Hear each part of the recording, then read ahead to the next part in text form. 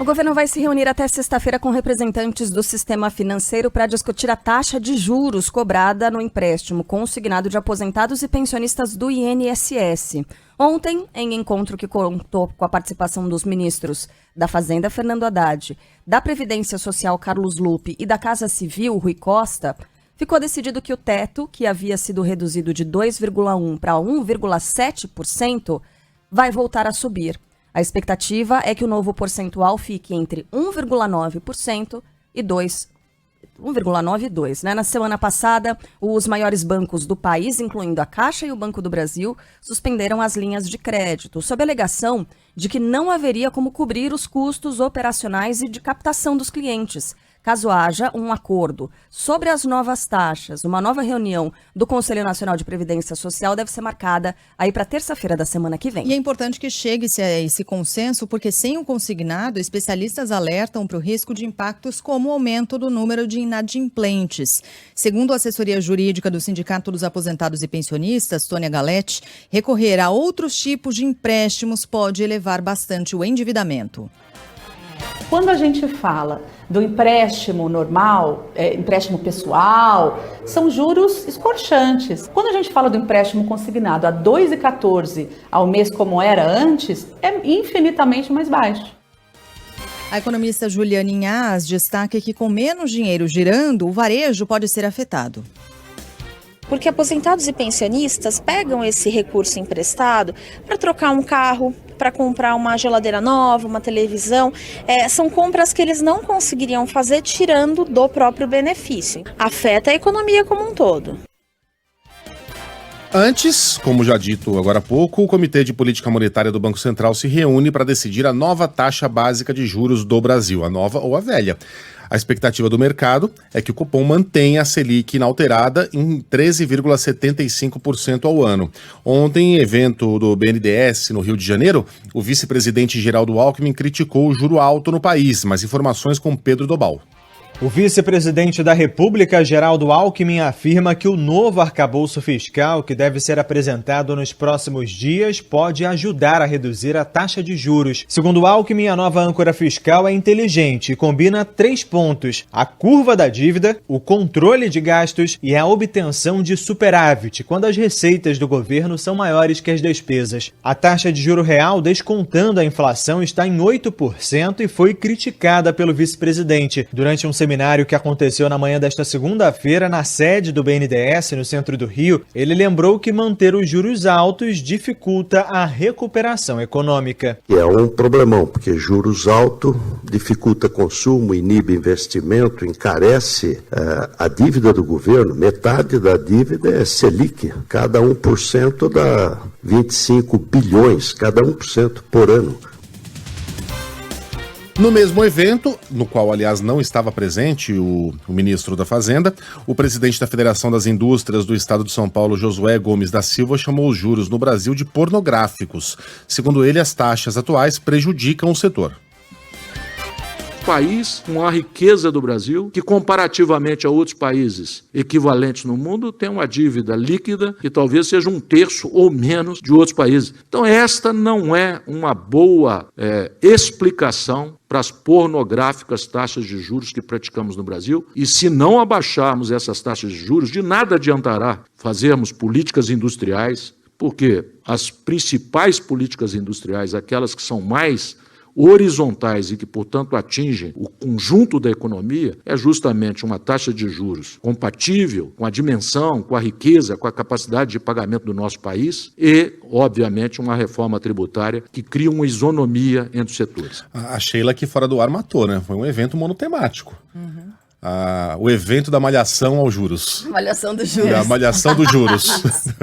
Para o Nobel de Economia, em 2001, Joseph Stiglitz, por exemplo, o Brasil vem sobrevivendo a uma pena de morte ao se referir à alta taxa. Ele classificou a Selic como chocante, afirmou que ela não combate as atuais causas da inflação. Segundo Stiglitz, a atual taxa de juros brasileira seria capaz de matar qualquer economia.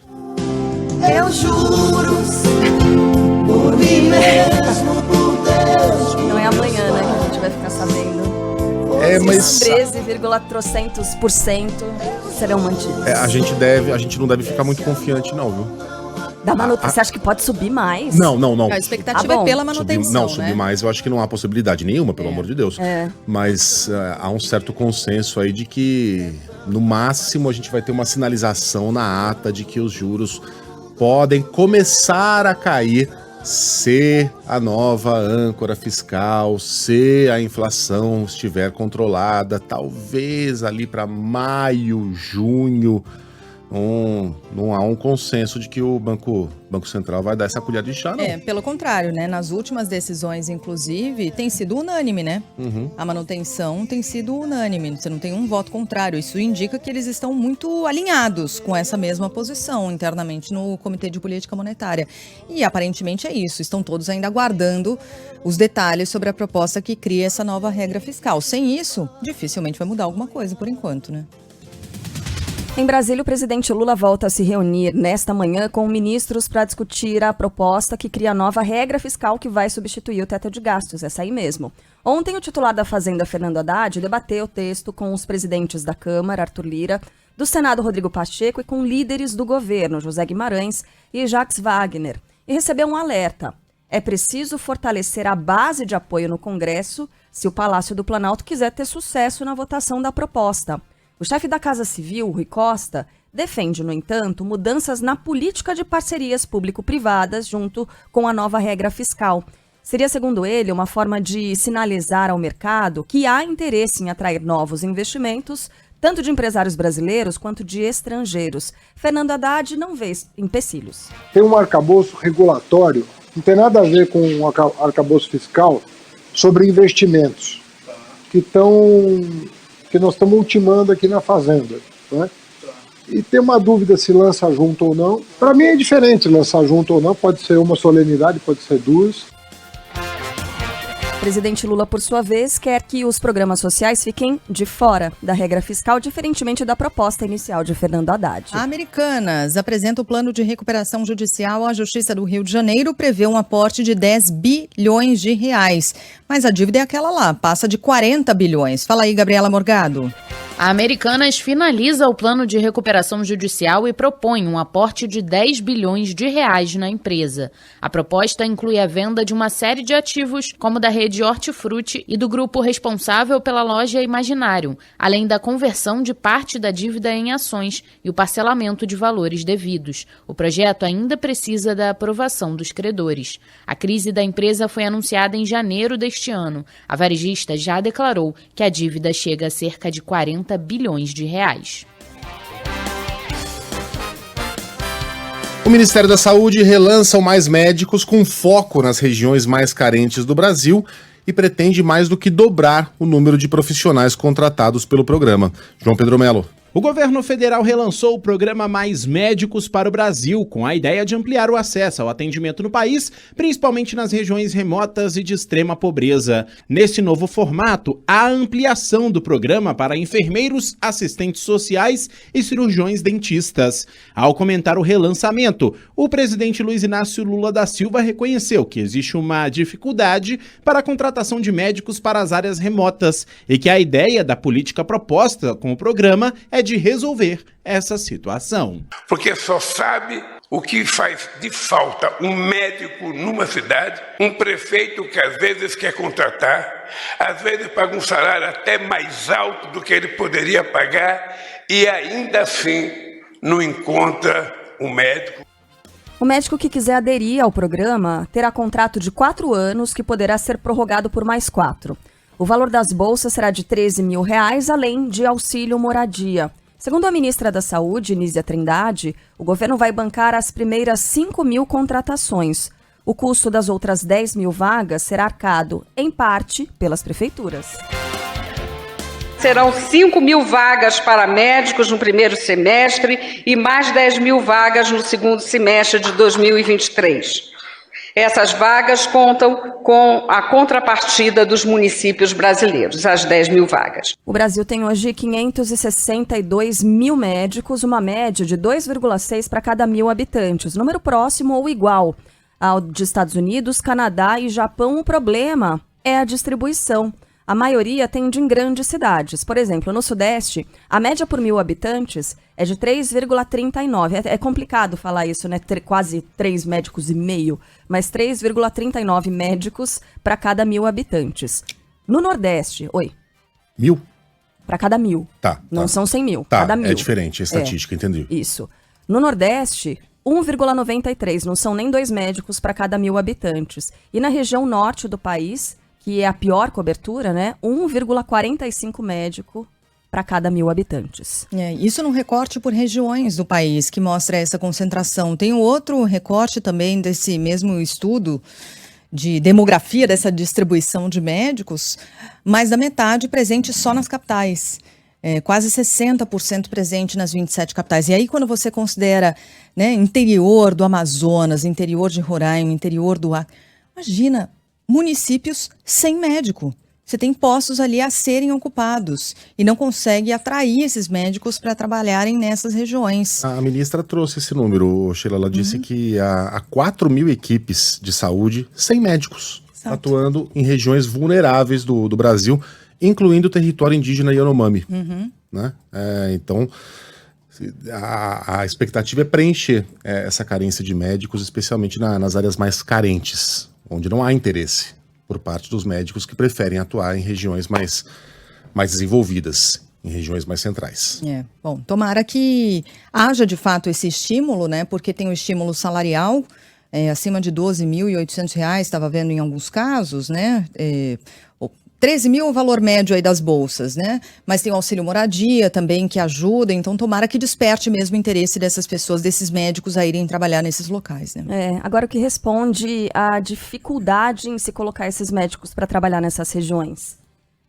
É a dificuldade que as pessoas passam no dia a dia. Tem que desenvolver melhor essas regiões, tem que dar estrutura para que as pessoas vivam, porque aí o médico vai para lá e não tem estrutura para trabalhar. Por quê? É só um retrato daquela comunidade, né? Como a gente tem lugar pobre no Brasil. É impressionante. A gente que está nos centros, maiores centros, Band News FM está presente em diversas capitais. É uma realidade muito diferente de rincões, de cidades pequenas que estão isoladas. Então é só um retrato do que essas comunidades passam, né? Agora, um ponto muito importante que foi corrigido nessa nova apresentação do Mais Médicos é, primeiro, a contratação de brasileiros, isso é ótimo, priorizar, né? Priorizar os brasileiros. E segundo, o problema dessa primeira edição dos Mais Médicos não eram os médicos cubanos, era a forma de contratação desses médicos cubanos. Eles não passavam por discriminação dos pacientes aqui no Brasil. Aliás, eles eram ótimos e muito elogiados. O problema era repassar o dinheiro desses médicos primeiro para o governo cubano, para que depois o governo cubano pagasse esses profissionais e pagava muito menos. Era isso que a gente sabia. Feita essa correção, a impressão que a gente tem é de que esse programa tem tudo para dar certo e para melhorar a saúde de quem mais precisa. Agora, você tocou num ponto super importante, né? A gente está falando de uma mão de obra, é uma mão de obra qualificada, mas que também precisa de recursos para trabalhar. Eu vi isso muito de perto, na minha própria família, médicos que foram trabalhar, por exemplo, em comunidade indígena, em áreas indígenas no Mato Grosso do Sul. E aí, quando você chega lá, você não tem uma luva. Você paga do próprio bolso para fazer atendimento com luvas. Você chega lá como um especialista, por exemplo, em psiquiatria, em cirurgia, e, na verdade, o que você vai atender é criança desnutrida, com verme. E você precisa ter medicamento para isso. E aí, quantas e quantas vezes, sei lá, minha irmã pagou do bolso, né? Para atender esses pacientes. É médico, você vai se furtar a fazer esse atendimento? Não, veja bem, a minha especialidade é tal. Não, você faz o atendimento básico de saúde no final das contas e muitas vezes colocando dinheiro do próprio bolso. Isso também acaba assustando esses profissionais médicos, a ausência de recursos para conseguir trabalhar nessas áreas. Em frente, especialistas alertam para os perigos do fentanil, a droga que causa mais mortes nos Estados Unidos. A substância, como a gente noticiou ontem, foi apreendida pela primeira vez no Brasil. Letícia Cardoso. Após a apreensão de 31 frascos de fentanil na posse de traficantes de drogas, a polícia pede uma rigidez aos hospitais no controle de quem tem acesso à substância. O fentanil é um opioide 100 vezes mais forte que a morfina, utilizado em centros cirúrgicos e em UTIs contra dores intensas. O uso indiscriminado pode ser letal, segundo o médico intensivista Denilton Rampinelli. Causa uma dependência muito grande e tem um efeito colateral de poder, com sobredosagem, fazer uma parada cardiorrespiratória. Por isso que é importante a gente ficar bastante atento a esse uso indiscriminado e de forma ilegal aí do fentanil. O Departamento Especializado em Narcóticos investiga se traficantes estão utilizando a substância para potencializar o efeito em outras drogas.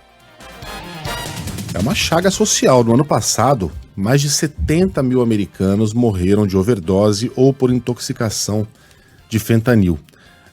É mais do que o número de mortes por armas de fogo, é mais do que o número de mortes por acidentes rodoviários, é mais que qualquer coisa. Perde para doenças cardíacas, se não me engano. Mas é um número assustador, a quantidade de americanos morrendo devido à ingestão desenfreada dessa droga, que é uma droga que é usada em hospitais, tá? É administrada em cirurgias, né?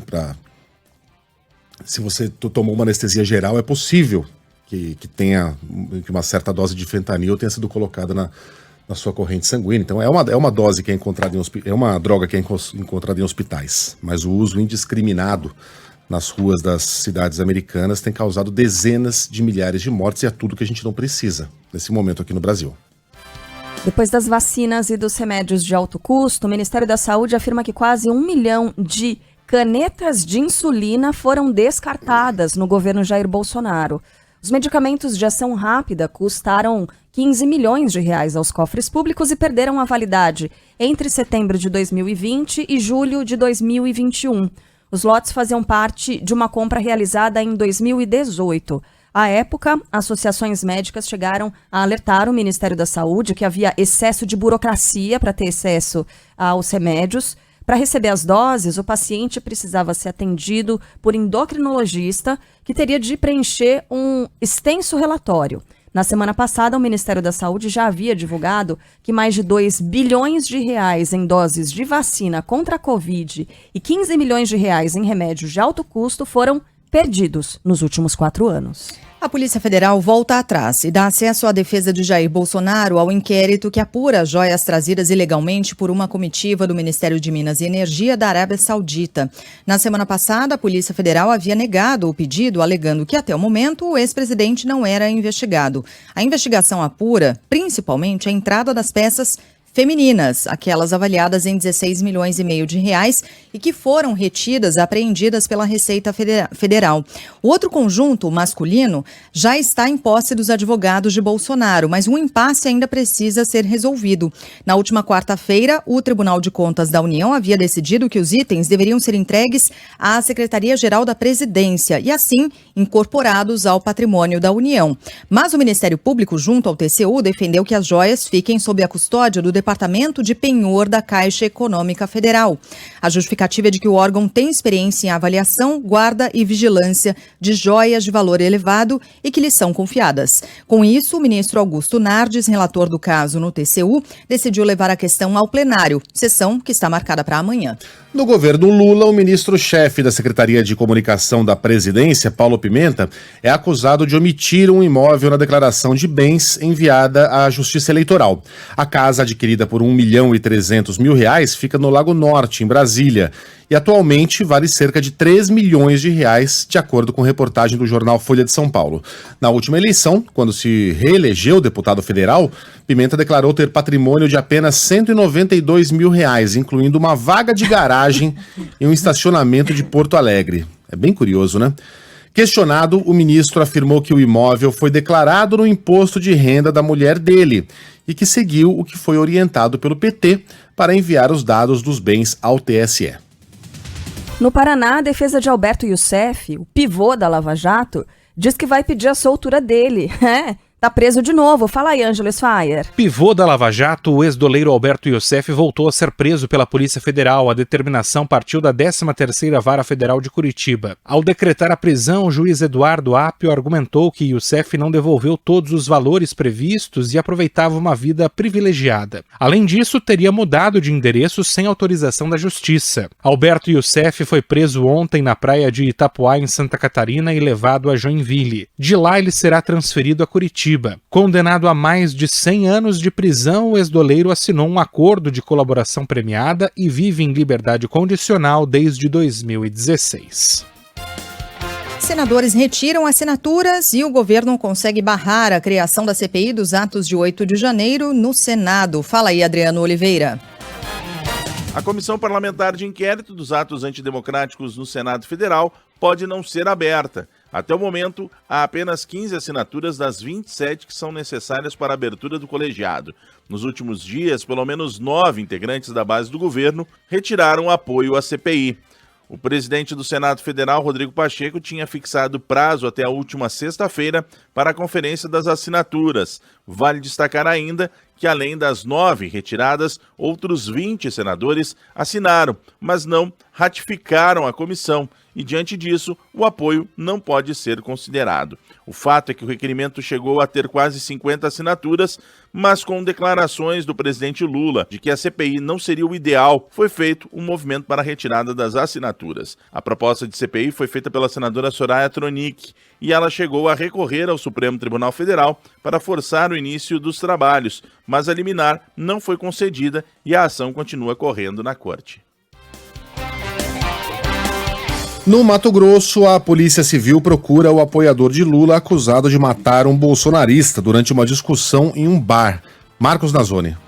O apoiador do presidente Lula, Edno de Abadia Borges, de 60 anos, segue foragido depois de atirar e matar Walter Fernando da Silva por divergência política após uma discussão dentro de um bar em Jaciara, Mato Grosso. O caso aconteceu no domingo e, de acordo com a polícia, a vítima era apoiadora do ex-presidente Jair Bolsonaro. Para cometer o crime, o suspeito utilizou uma arma de fogo, mas ele não possui registro de porte e posse. O delegado José Ramon informou também que a vítima e o suspeito ingeriram muita bebida alcoólica e elevou ainda mais a discussão. Chega a 142 o número de suspeitos presos por envolvimento na série de ataques criminosos no Rio Grande do Norte. Ontem, o ministro da Justiça, Flávio Dino, anunciou a liberação de recursos ao Estado. Fala aí, Cacá Barbosa.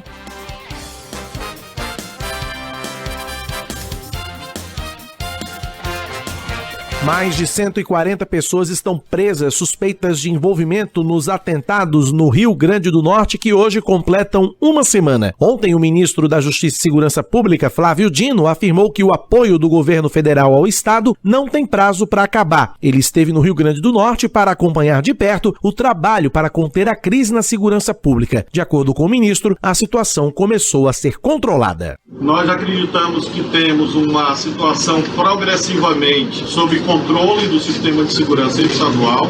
Esse apoio federal, ele não tem limites nem de quantitativo, nem limites temporais, ou seja, mesmo com a amenização e o controle progressivo da crise, nós teremos a permanência desse contingente da Força Nacional por algumas semanas. Os investimentos federais na segurança pública do Rio Grande do Norte devem chegar aos 100 milhões de reais. No Maranhão, as chuvas causam enchentes e deslizamentos e deixam pelo menos 5 pessoas mortas. Mais de 30 cidades estão em situação de emergência e o Micoano traz os detalhes. 399 famílias estão desabrigadas e 339 desalojadas no Maranhão. Segundo o Corpo de Bombeiros Militar, pelo menos 5 pessoas morreram. As fortes chuvas que atingem o estado continuam nesta semana. O INMET, Instituto Nacional de Meteorologia, emitiu ontem um alerta de chuvas intensas para o estado. O alerta laranja representa perigo e possibilidade de corte de energia, quedas de árvore, alagamentos e descargas elétricas. O aviso vale até às 10 horas da manhã de hoje. A Polícia Civil tenta localizar o motorista de aplicativo que levou a menina de 12 anos sequestrada no Rio de Janeiro para o Maranhão. Ontem, o pai da garota conversou com a Band e a Band News FM. Quem traz os detalhes é Júlia Kallenbach. O pai da menina de 12 anos sequestrada no Rio e levada para o Maranhão afirma que vai passar a monitorar mais de perto o uso do celular pela filha. Alessandro Alves falou à Band com exclusividade sobre o crime. O aparelho ainda vai ser periciado pela polícia. A menina ficou 8 dias trancada em uma kitnet, a 3.000 quilômetros de casa. Ela foi levada até lá por um homem que conheceu no TikTok e manteve conversas por 2 anos. Eduardo Noronha, de 25 anos, foi solto pela Justiça 2 dias depois da prisão. A decisão da juíza Maria da Conceição Privado, do Tribunal de Justiça do Maranhão, deixou o açougueiro Alexandre Alves, pai da jovem, indignado. Foi uma decisão que eu não concordei. Eu acho uma injustiça isso. Eu acho que ela não teve um coração de mãe. Ela não teve um coração de mãe. Porque um cara de 25 anos, ele sequestrou minha filha. Ele veio pro Rio, levou minha filha pra cidade dele. Ela fez o exame e não teve nada, graças a Deus. Mas ele beijou na boca da minha filha. Isso já é estupro. A menina voltou ao Rio na semana passada e contou aos pais que o criminoso chegou a usar uma identidade falsa para fingir que era irmão dela. Eduardo Noronha é investigado por sequestro, cárcere privado, estupro de vulnerável e falsidade ideológica.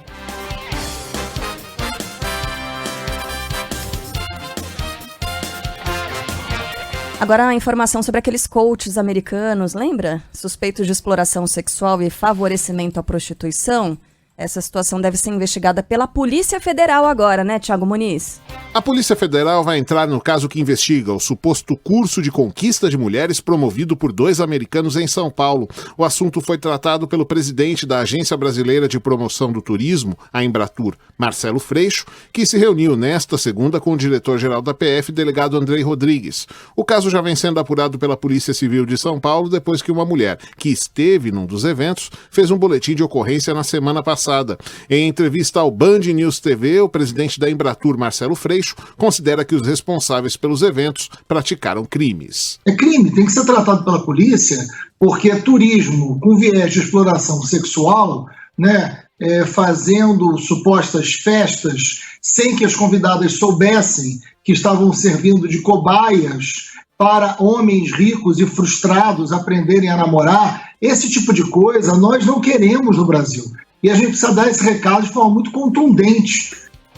E aí, quanto mais se investiga, outras histórias vão surgindo, né? A apuração feita pelo Fantástico, pela TV Globo, pessoal do G1, mostra que agora tem a revelação de uma menor de idade entre essas mulheres, né? O pai de uma jovem de 17 anos que reconheceu como sendo a filha dele uma dessas mulheres jovens que aparecem nas imagens feitas na festa realizada em São Paulo por esses coaches estrangeiros, criminosos, né, gente? Coaches estrangeiros desse curso sobre como conquistar mulheres.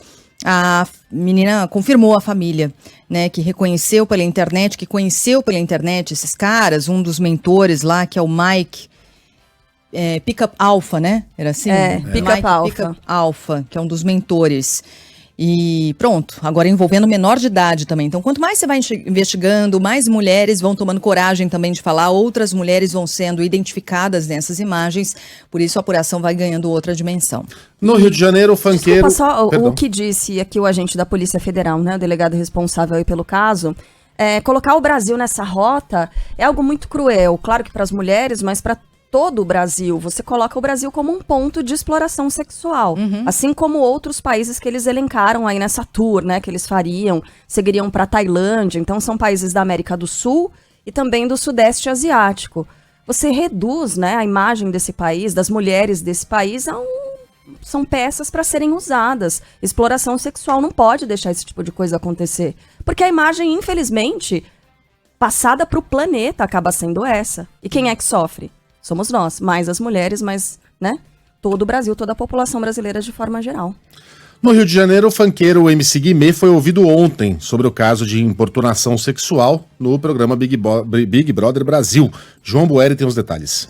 A Polícia Civil deve ouvir nos próximos dias o lutador Antônio Carlos Coelho, cara de sapato, a respeito das acusações de importunação sexual no reality show Big Brother Brasil. Na tarde desta segunda-feira, o cantor MC Guimê prestou depoimento na Delegacia de Atendimento à Mulher de Jacarepaguá, na zona oeste da capital fluminense. O conteúdo da oitiva não foi divulgado. Durante uma festa realizada dentro do programa, Guimê foi flagrado passando a mão no corpo da participante mexicana Dania Mendes. Já cara de sapato beijou e abraçou a mesma participante, mesmo após ela ter negado. Os dois foram eliminados do programa da TV Globo na semana passada.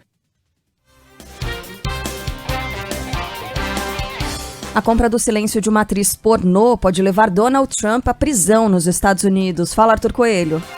O ex-presidente dos Estados Unidos, Donald Trump, se prepara para uma possível prisão nesta terça-feira. A informação foi revelada por ele mesmo no fim de semana. Promotores de Nova York acusam Trump de ter pago suborno de $130 mil à atriz pornô Stormy Daniels com dinheiro de campanha para que ela não revelasse um caso com o republicano antes das eleições de 2016. Ele nega. Trump tem convocado apoiadores a realizarem protestos em frente ao tribunal. Um amplo esquema de segurança foi planejado onde o júri será realizado. Donald Trump está sendo investigado também por incitar a insurreição e conspiração para fraudar as eleições de 2020 e por ter levado documentos confidenciais quando deixou a Casa Branca. Ontem, aqueles que desejam a prisão de Donald Trump ficaram todos oriçados, porque um caminhão parou em frente lá ao tribunal de Nova York, ali em Downtown, e começaram a descarregar aquelas barreiras de metal, né? Pra organizar fila, o local em que fica a imprensa. Tipo o show do Coldplay. Exato, tipo fila de show, né? Fila de jogo. Só que aquelas barreiras são relativamente comuns ali, né? E as pessoas que dão a ordem para colocá-las, elas não têm informação de coxia sobre quem é que vai ser preso, quem é que não vai. Então o mais provável é que a pessoa que assina esse tipo de ordem tenha acompanhado o noticiário e falado, olha, numa dessas, né, vai que prendem o cara, vamos deixar preparadinho aqui, vamos? Mas não quer dizer que ele tá mais próximo ou menos próximo de ir pra cadeia. Ele disse que era hoje o dia, né? Ele mesmo foi lá e disse Donald Trump preso amanhã. E o amanhã, no caso, seria hoje. Daqui a pouquinho o Barão, direto de Nova York, vai nos contar os detalhes desse frisson que acabou sendo levantado pela própria imprensa mais simpática a Donald Trump e por ele próprio.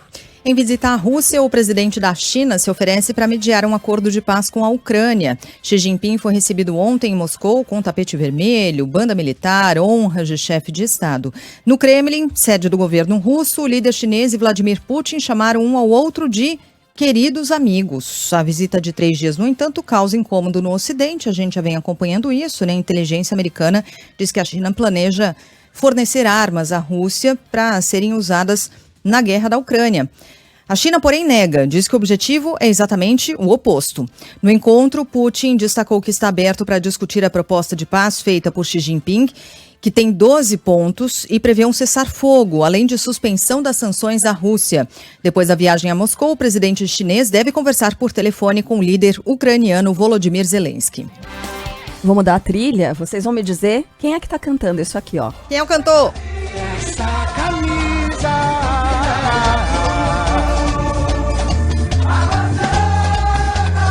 É o hino do Água Santa. É. Quem tá cantando, eu não sei. Peraí, vamos... Na verdade, eu não sei. Aí,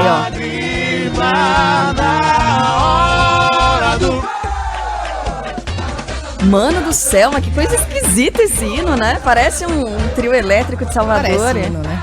Água Santa do meu coração. Quer saber? Muito mais legal. Por que hino tem que ser marcha militar, que nem os hinos de São Paulo? A gente precisa de hinos mais alegres, mais melódicos mesmo. TikToker, né? É meio TikToker, assim. Gostei. Né? Gostou? Gostei. É o Naldo Bene que tá cantando. É mesmo? Aquele? É, aquele. Whisky, água de coco, água santa. Água Santa, isso pra mim tanto faz. Pra eles não, né? Porque o Água Santa superou o Bragantino. Superou Água Santa Red Bull. Ó. E vai encarar o Palmeiras na decisão do Campeonato Paulista, Não né? vai ter refresco, né? Fala, Jordana Araújo.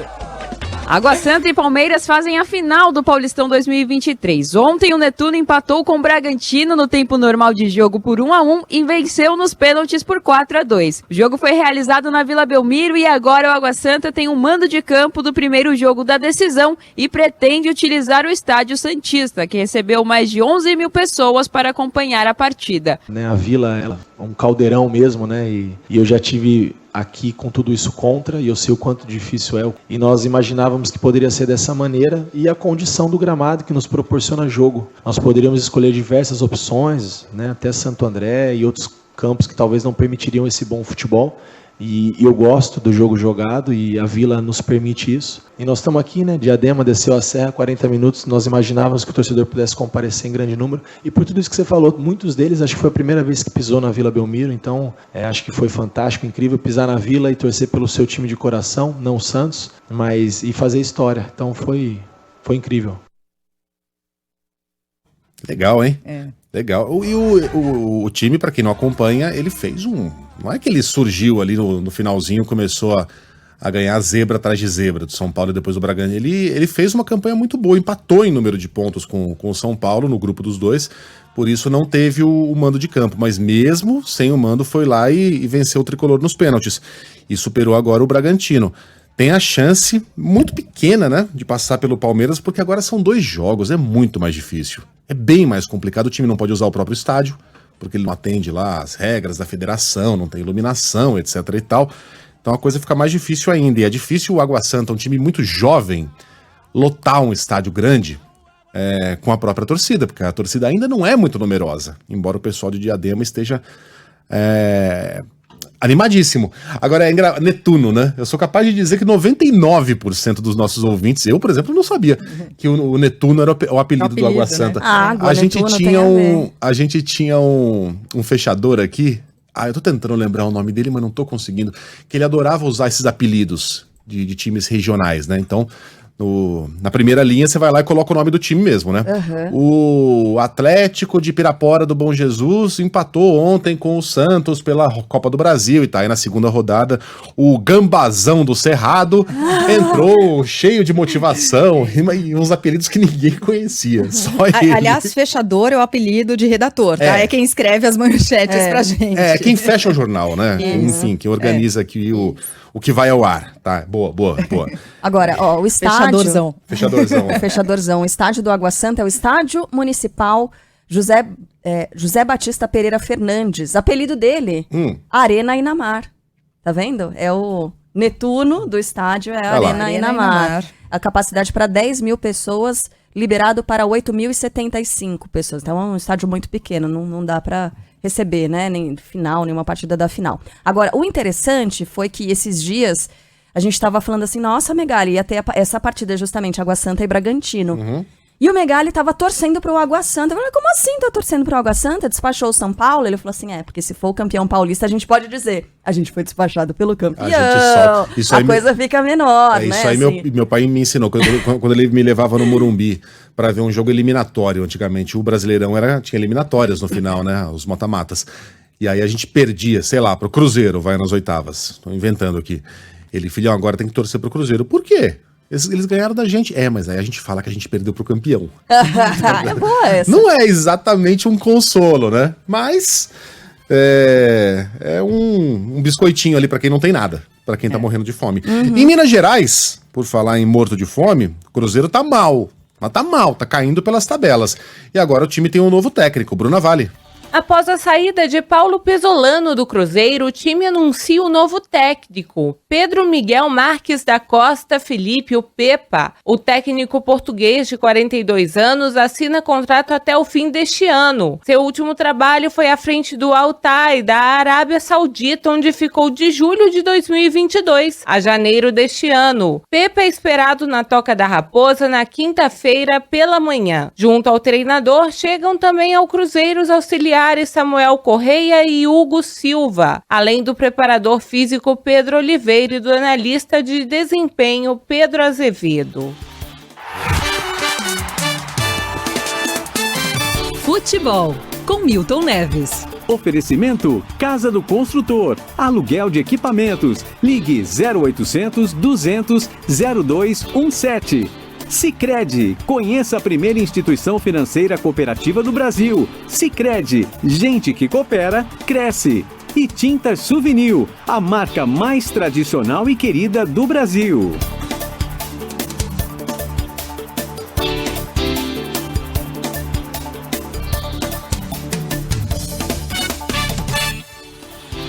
Fala, Milton, bom dia.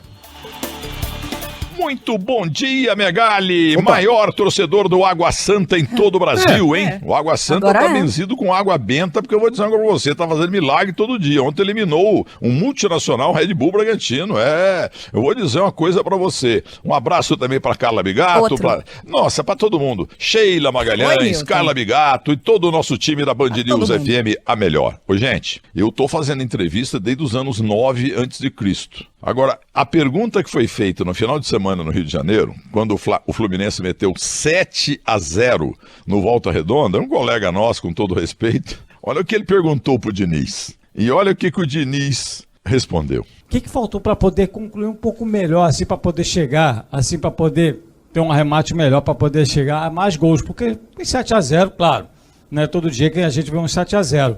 Mas o padrão de jogo hoje foi aquilo que você esperava de hoje? Você é um cara exigente, hein? Você queria que fosse quantos a 0? 12, 15, 25, pô. Você fez 7 gols, pô. Tá ótimo.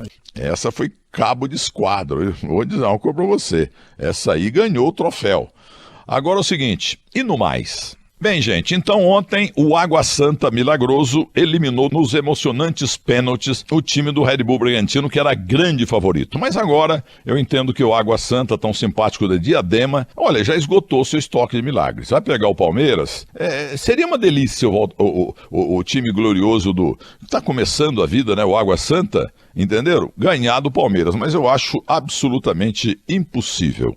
Então são rápidas pinceladas, é isso aí, grande abraço e até amanhã.